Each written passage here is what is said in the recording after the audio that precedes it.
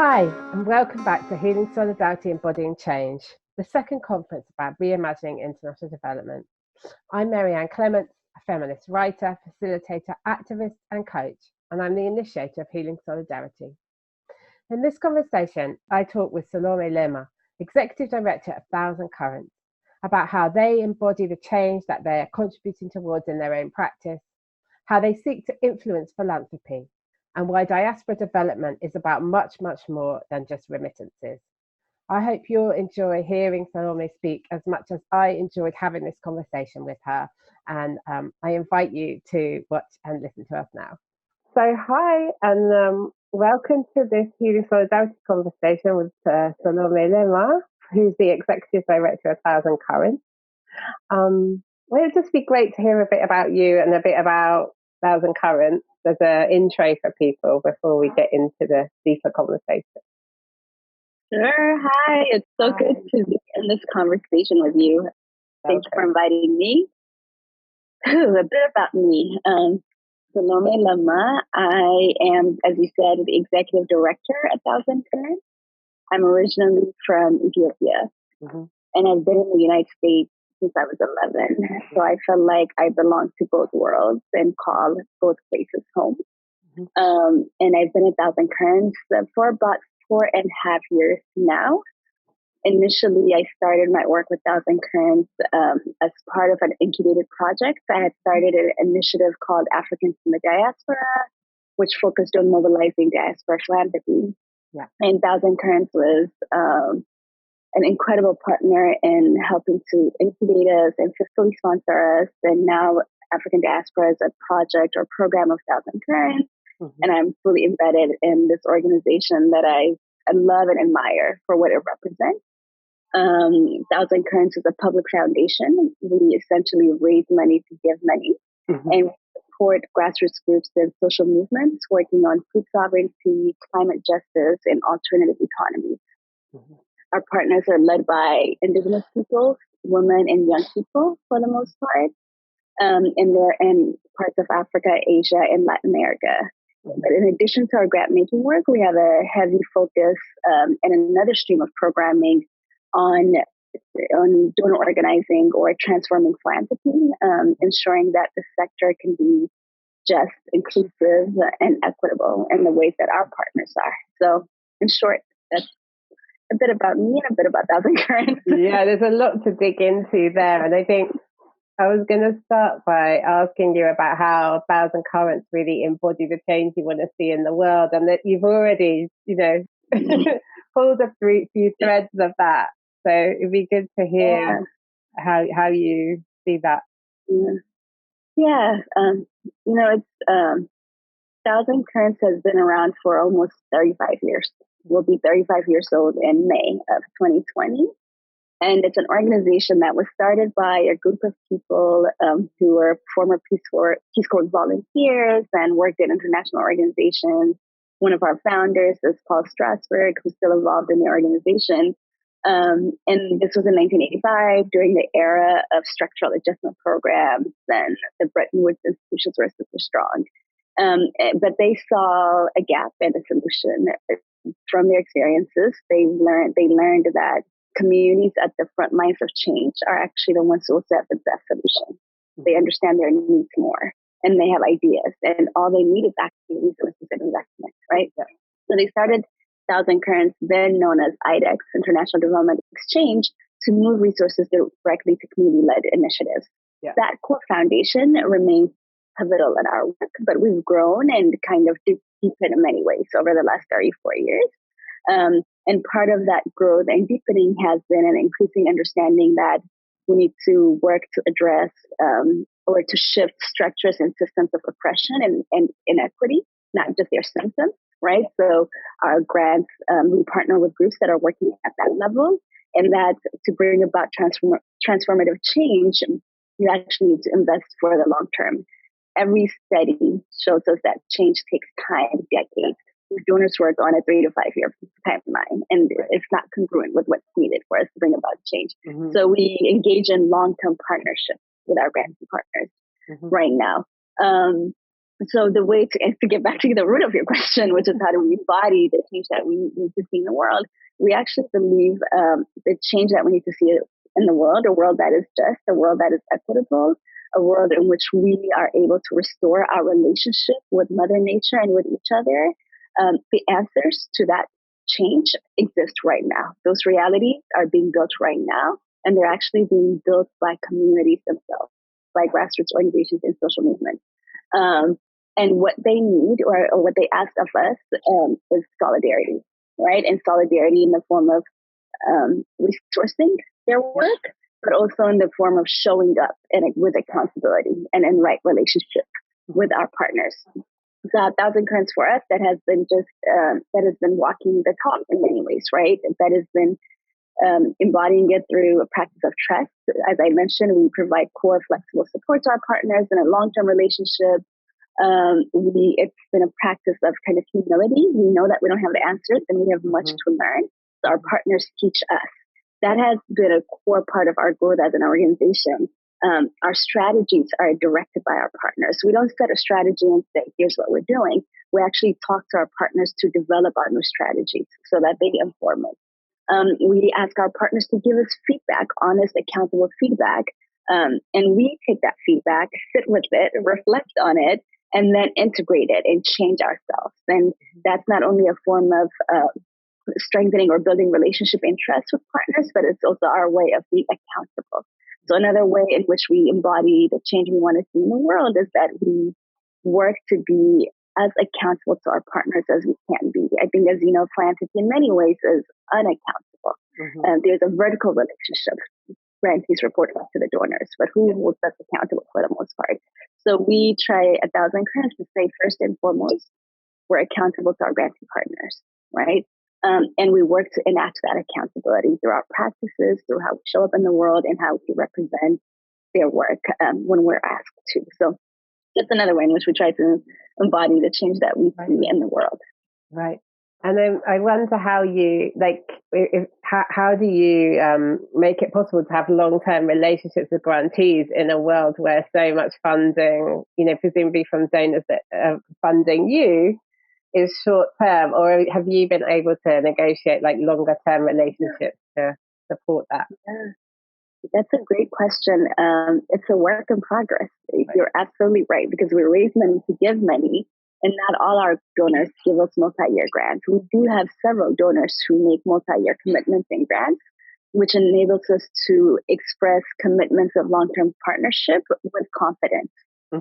What we aren't able to do yet is to give partners a multi-year grant now, right? We are not at a stage where we can say, here's your grant for the next 5 years, and we're giving it up front. Yeah. That's what I hope we work towards. That's what I want our sector to work towards in terms of how we work with grassroots groups and social movements. We're not there yet, but we are able to make year-to-year commitments and provide those grants yearly.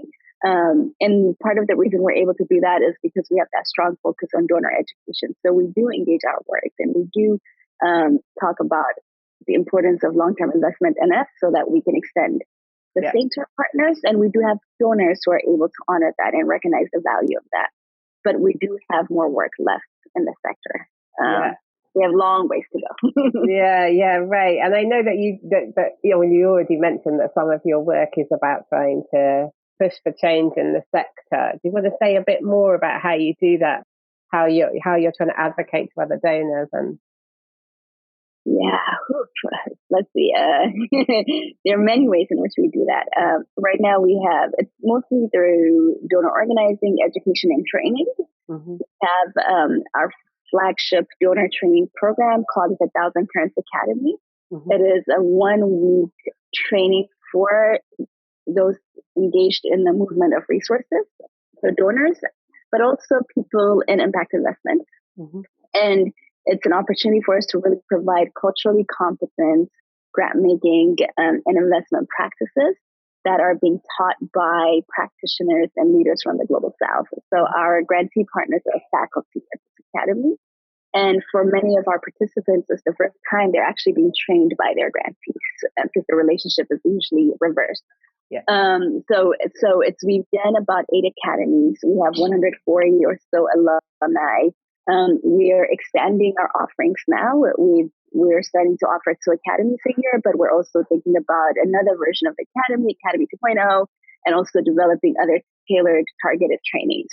So that's one way in which we work to influence the sector. We have a kind of standalone training program, but we also do it in relationship, right? So we work with our donors. We actually call our donors our philanthropic partners, right? It's a partnership and it's the learning journey. So we invest in that one-on-one relationship with our direct funders. We also use the tremendous opportunities that affinity groups and conference spaces provide to do some donor education and advocacy as well. We often participate in these venues with our partners because we try as much as possible to have our partners speak for their work instead of us representing their work. And at times, as much as possible, we also do presentations and work in partnership with our grantee partners. So conference spaces is another way in which we try to influence donors. I would say another avenue is through the building of practices that I think are promising or experimental for our sector. So, for example, we have our Buen Vivir Fund. Buen Vivir means right living or well living. It's a Spanish interpretation of an indigenous term from Latin America, which is really a framework and a cosmology for life that doesn't center humanity, but that puts us at within the ecosystem, within the broader ecosystem, and says we need a balance of relationship between people and the environment and other beings, non-human beings, to be able to have kind of well living, right? So the Buen Vivir Fund is an alternative form of impact investment, and that we're working through the fund, which was co-created with our grantee partners and investors. We're working to flip the paradigm of what investment looks like in community-led, grassroots, community-owned initiative. How can we provide investments that are not extractive, where the interest is not burdensome, where we provide zero interest loans, where solidarity is practiced within the community of investors and investees, where decision-making is owned not just by the investor, but the investee as well, and so on. So we're trying to build practices. I'm trying to not use the word model, but it's what comes close to it. Models that can show what it means to be in right relationship with the work and right relationship with partners.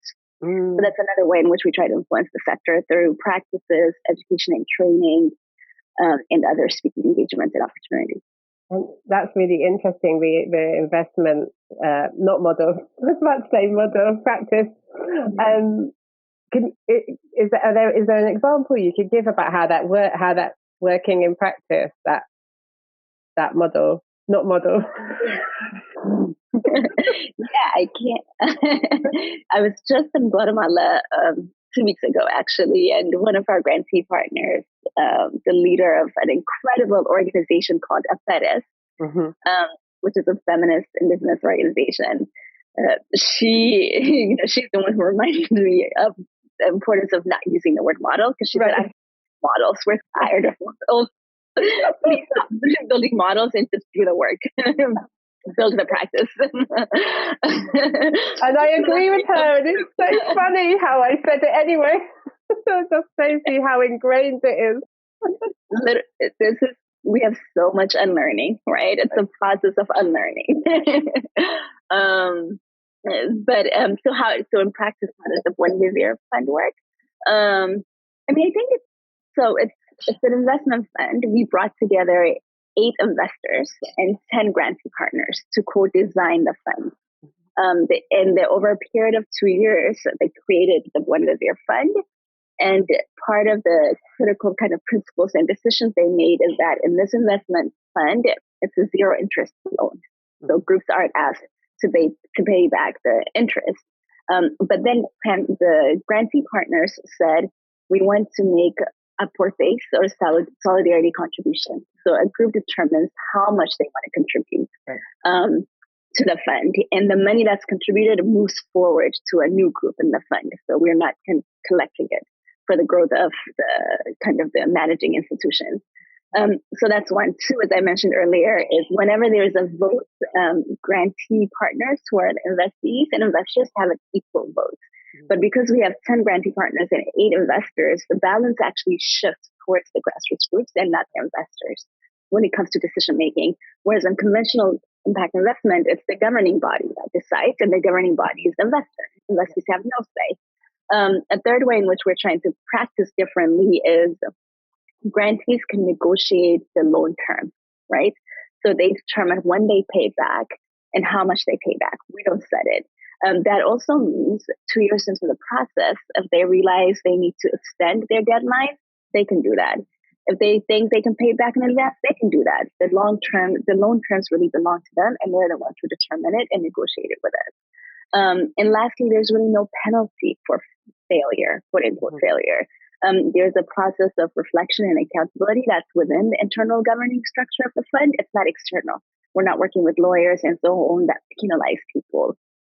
If for some reason their ideas don't work out, or something external happens, right, that affects them, like climate change. Right. So that's kind of how it's structured to be very different from a conventional investment fund. In terms of practice, we've invested in, for example, FEDIS is building a Mayan health clinic, an indigenous health clinic. We have invested in, partner in South Africa has built property to be able to rent out and the rental income.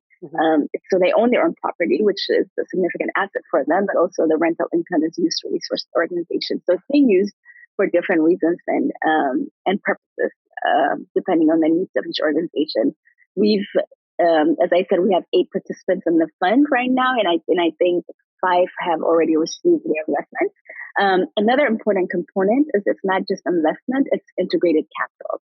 So it's grants and investment, because we often have community groups receiving loans without the needed capacity strengthening support to be able to meet the loans where they are, right? So, for example, our partners took the grants to be able to do scoping studies or business plans before even applying for the loans so that they can ready themselves under their terms.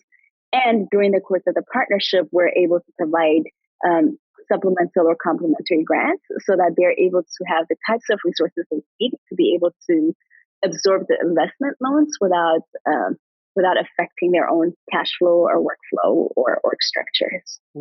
Wow. Yeah, it's exciting. Thank you for sharing about that. I want to ask you something about your own leadership and how you think about kind of embodying the change you want to see in the world in the way that you do leadership and the way you are with people in your work, and maybe also the way you treat yourself. I don't know how you think about that, but yeah. Okay, so how do I show up in my work as a leader? Yeah. That's a great question. I think so many ways to answer it. I think what's important to me, if I had a leadership mantra, is to be super authentic, open, and grounded. Right? To be authentic, to show up as I am and my full being, mind, body, and spirit. Particularly in the Western world and Western work structures where leadership is often interpreted to mean a particular set of practices or ways of showing up. It's easy to be tempted, right? It's easy to be able to be tempted into becoming the type of leader that I'm not authentically.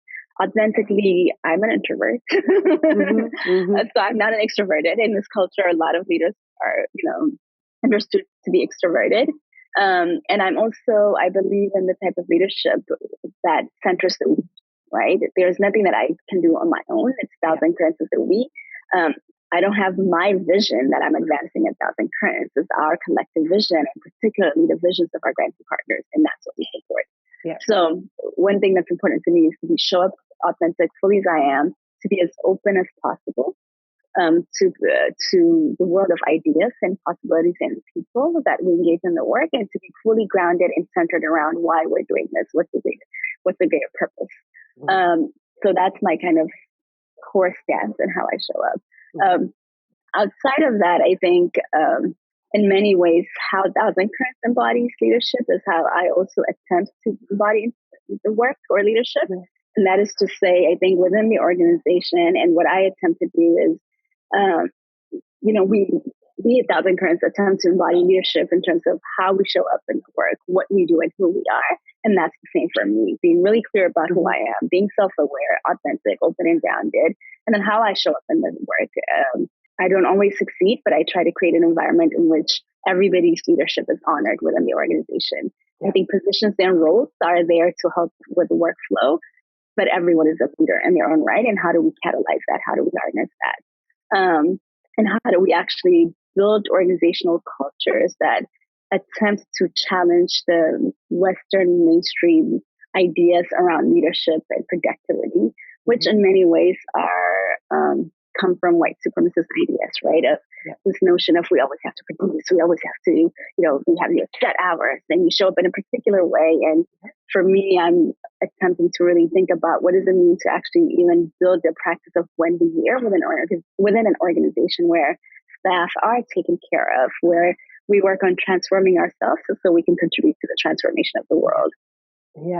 Yeah, that's something that I've been talking a lot to people about recently, and I'm interested in are there specific practices that you've thought about in terms of how you take care of each other, how that gets sort of practiced, and how you avoid the kind of that tendency to slip back into the sort of productivity, urgency. I don't know.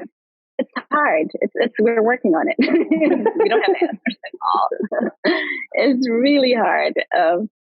We attempt to build in structures that can support it. So I think we have great kind of vacation and sick day policies for the United States. We have a flexible health support account that enables people to get reimbursed for alternative forms of well-being and self-care, be it a massage or acupuncture that may not be covered by our conventional insurance. We have what we call wellness days. You don't have to be sick to take a day off. Sometimes you're maybe emotionally and mentally in not a place where you can show up for the work. Take a wellness day, just care of your well-being. We have, we have what we call, for example, our breakthrough week, which is a week that we close the office for staff to engage in creative, generative projects that help support their work, but are not part of their daily work, because we're often so caught up in the grind. It's hard for us to stop, right? And to really just kind of reflect and be generative and creative. So our breakthrough week is an opportunity for that. And people use it in all kinds of ways, Some people can just paint the entire week, or write poetry the entire week, or go on long walks. So whatever it means whatever you need to be grounded, centered, and again, to open up that space of creativity and generative. So that's one example. And the other is just kind of being the openness to being in constant dialogue and conversation around how can we improve and how can we build a culture of well-being that's so different from the existing work culture, right? It's extremely hard to try to practice something different when the rest of your world doesn't support you. I may say, okay, Thursday is my no-call day, but that's not the no-call day for our donors. No, right. So it's the openness to kind of being in constant dialogue about how can we do better and how can we show up better. So I think those are some of the ways. And actually, just to reflect back on that last point, it's one of the things that I'm learning actually is that the desire to have like a quick fix almost for what well-being looks like is part of that same desire for more models and fixes, and it really comes back to that same trying to be so productive thing, right, which you can trace back to white supremacy. And actually just being in the conversation and continuing to reflect is so uncomfortable sometimes, because we're so used to wanting an outcome or an output. Exactly. Because we want the solution, right? We want the answer right now. But there's actually not an answer. So it's an ongoing dialogue. And you shift practice as you meet new challenges and opportunities around our well-being. One of our board members uses the term soul care instead of self-care. So we're thinking about what does soul care look like within an organization like ours. And it's particularly a timely topic for us because Thousand Currents used to be place-based. We are based in the San Francisco Bay Area. Over the last few years, we've gone increasingly virtual and remote as a team. And I would say this is our first year where we're officially embracing the fact that we're a remote organization. I'm based in New York City. Two of my colleagues are also based here. We have colleagues in many different parts of the world. So because we're working to shift organizational infrastructure and structure, which also affects culture of the organizations, and we're thinking about how do we keep this culture, the culture of kind of relationship, the culture of humility, the culture of community in a virtual space. And then how do you also make sure we don't need to focus on well-being and wellness as we adapt to all these changes around us? Yeah, it's a lot to think about at once, right?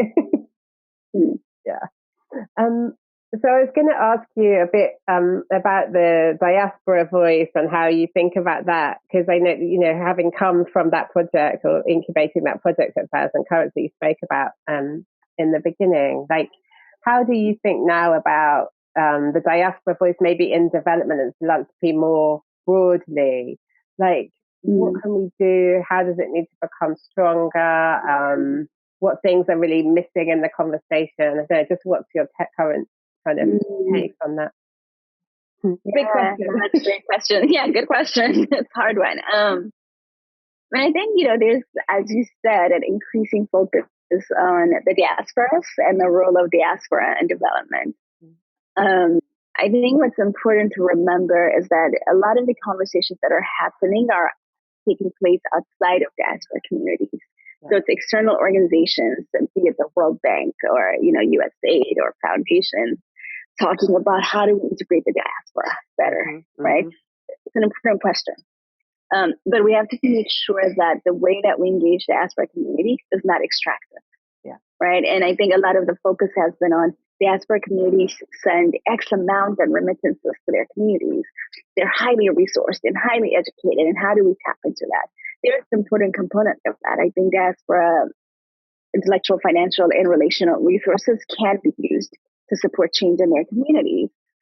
The bigger concern I have around the discourse on development is, are we doing it in partnership with diaspora communities? Are we building the capacities of diaspora communities to do the work under their terms, or are we hoping to extract the resources and use it to advance our individual work? So one important point to consider is that we need to actually invest in diaspora institutions. We need to invest in ideas by diasporans, and we need to invest in the institutions that they build. And I still don't see sufficient investment in diaspora organizations. So it's one thing to say, come support our work, but another to say you have a vision for your community, for the home that you come from, for the continent that you come from, and we're going to invest in that. I don't see enough of that, and I think that's an important step in this dialogue and in this work. I don't think diaspora communities want to be seen as kind of living ATMs where you just go withdraw money from or withdraw intellectual resources from. In many ways, we build our communities outside of our homes through a relationship, through trust, right, over a long term. And the way that we engage diaspora in development needs to also reflect that. Yeah, right. And if you don't mind, I'd like to ask a question about why do you think there's insufficient investment in diaspora organizations when, as I see it, there's lots of investment in other organizations set up by people that don't come from communities, right? So what do you see going on there? What do you think is going on? What do I think? I think there's a lot to be said about white supremacy and racism. I think that generally diaspora ideas and organizations have not been taken very seriously. Been like kind of a sideline thing. If they're given grants, they tend to be smaller grants. There tends to be more of an emphasis on them lacking some kind of capacity that we might make assumptions about if it was, an educated white person, middle class white person starting an organization. That's what I think, really. Yeah. What do you think? I mean, that's precisely what I think. I think there's racism involved, and the same type of white supremacy and racism that inflicts our work in Africa, right? Why don't we invest in local African organizations, for example? Why don't we invest in local organizations anywhere in the world? Why do we invest in large international organizations or organizations started by outsiders? There's racism.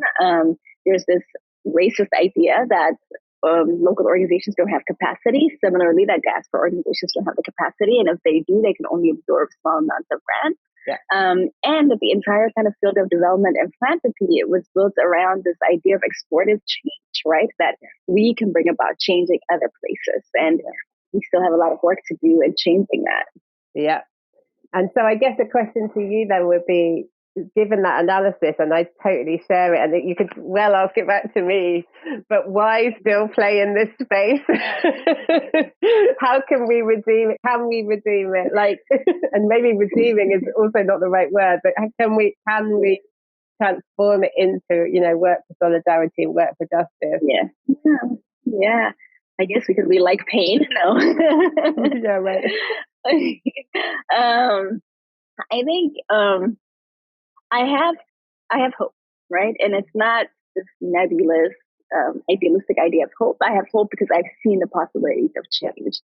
I've seen what it means to build accountable, ethical organizations. And I don't say that because of my Thousand Currents, but I think Thousand Currents represents that for me. Much of that was built before me. I got to walk into a legacy that was already strong, right? And legacy that our founders established, as well as our most recent executive director, Vinny Dilk, helped to build. So I have hope because I know that it's possible to transform people and organizations. Yeah. And the way to do that is through that kind of long, relational, kind of painful process and work of transformation. 10 years ago, or maybe 11 years ago, Thousand Currents looked nothing like what it is today. When I talked about how we embody the change through who we are and what we do and how we do it, I know 12 years ago, Thousand Currents wasn't necessarily getting feedback from its partners and saying, oh, we need to completely change our theory of change or strategy because our partners said something to us, right? But in 2011, we did exactly that. We were able to get feedback from our partners and change our entire organizational kind of practices and outlook because of the feedback we got. Right. 11 years ago, we weren't a staff completely full of immigrants, people of color, queer, trans, and gender nonconforming folks. There aren't many organizations, or at least foundations in the world, that truly represent demographically the world as it is, right? And we've been able to shift that. That's been a long-term process. The change has taken a lot of time, but to me, it shows me it's possible. If one organization can do it, so can others. And that's why it's worth it. I do think, and we can't afford not to play because bad practices and harmful practices from development and philanthropy have real consequences.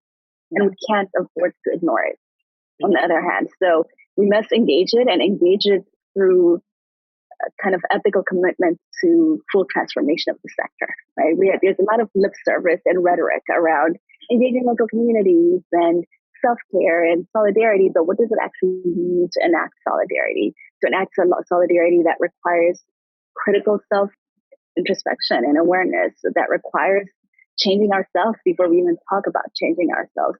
What does it mean to actually think about who's on my board and how do I change the composition of my board to reflect the work that we're doing? What does it mean to think about who's on my leadership team at the senior management level? And does it reflect the world and the change that we want to see? And if it doesn't, how do we change it? That takes time. It's a process, but I certainly think it's possible. Yeah. And in the experience of Thousand Currents, has it got easier in time? By which I kind of mean, as you started to make these changes, have they kind of supported one another? I'm guessing they might, right? I would say so. Absolutely. Because I think at the heart of it is it's a shift in worldview and culture, right? Once you kind of shift the culture, then you're able to sustain the practices over time. But shifting that culture is what takes a long time. And shifting that culture also requires some heavy lifting, difficult work. It requires looking at, who's in leadership, who's on the board, who's making decisions about culture, and who's setting the tone, and so on. But over time, I do think once there's an explicit and clear awareness of what it is that needs to be changed and a commitment to changing it, then you can reinforce that change, right? But part of that also requires not just a shift in worldview, but a clear kind of political foundation or political vision for what needs to shift, right? Because if we think we're just shifting, we're just hiring a few more Black and brown people because we need diversity, that's one practice, but it's actually not looking at kind of the more deeper systemic and structural shifts that need to happen around leadership and autonomy and decision making. But if the political vision says that to be able to be an effective organization, an organization that's accountable to the work, we need X, Y, Z, then you always go back to that place and you're able to establish and build on practices that strengthen that place and that vision and worldview. So yeah, I agree with you. I think it gets easier with time, but it requires an explicit commitment to culture shifting as well as a clear understanding of the political vision and framework that an organization operates within. Yeah, right. So it can't just start with just a few tweaks here and there, and like you said, let's hire a few different people and maybe like shift a few little bits of this project or that project. I see quite a lot of organizations like trying to do things differently and like one bit of their programming or in some part of their work, and what I think I'm learning about that through talking to them and reading about them and whatever is that they tend to then run into the problem of engaging with the rest of the organization that isn't ready for the kind of change they've been trying to create. So it kind of just becomes frustrating for the people engaged in those initiatives, Exactly. No, precisely, because the entire organization needs to shift for the change to be kind of practiced, right? For the things to change. Right. The entire organization needs to shift, and at all levels of the organization, there needs to be cultural alignment and practice alignment. Yeah. That takes time, and I know at times, especially in huge bureaucratic institutions, at times maybe the best that one can do is change the team, right? But then that team has to contend with the rest of the organization. So there's always going to be that inherent conflict if cultural change is not taking place at all levels of the organization. Yeah, absolutely. Do you think it's possible for large bureaucratic organizations to shift? I don't know. It's an open question for me. It is, isn't it? I mean, I think it is possible, and I'm really, I'm waiting to see one. Yeah, right. I'm waiting to see one where there's a significant drastic shift in a large bureaucratic organization. I do think it's possible. I do think it's possible because of what we learned from our partners, right? They think the changes that they're enacting within their communities or within their nations are possible. They can be scaled in new ways and possibilities. And I would love to see that take place in a large bureaucratic organization.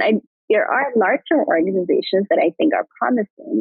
For example, I think the Nova Foundation in many ways is promising. But in terms of the large institutions within development, I have hope, and I'm waiting to see what is possible. Right. I'm not sure I've seen it. I haven't seen it to do, right? And it sets up, I think for me, it sets up this kind of inherent conflict around our large development organizations even the best way of bringing about change, right? Yeah. I believe working directly with the communities and movements is how you bring about transformative change. And that's in many ways not always aligned with how international organizations operate. It's actually not. They're fundamentally different, right? So I think there's a bigger question around how we created huge institutions and an industry that is not serving the people into work, and as part of the change, transforming them so that they actually operate completely differently and look completely different from what they are. Yeah, and certainly a lot of the hope I see is in organizations that are smaller or medium sized, where they've been able to stay much more engaged, as you've described it. Much more. Yeah, absolutely. And yeah, I think that's where I've seen change. Small and medium-sized organizations is where I've seen change. I think the entire kind of premise of large development questioning organizations still needs to be questioned. Yeah. Thank you so much. I've really enjoyed our conversation. I think I'm going to leave it there and put that out to people listening. See what people think and invite them to share perspectives on larger organizations and their capacity to change. Thanks so much for being with me today, and I've really enjoyed our conversation, and I wish you all the best of all your work with Thousand Currents. And yeah. Thank you so much. Thank you for having me. You're very welcome. and for the conversation you're holding in our sector. Yeah, thank you. You take care. Thank you, Marianne. You too. You have a beautiful day. You too. Bye. You've been listening to me, Marianne Clements, in conversation with Solomé Lemma, and this is Healing Solidarity, Embodying Change, the second conference about reimagining international development. Thanks so much for joining us for this conversation today. If you want to spend a bit more time with the ideas and suggestions we discussed in this talk, or with any of the others in the conference, don't forget you can make a contribution to support the production of this event and get access to recordings and resources that will help you to go deeper with these themes and ideas. Just click the link below this video to find out more.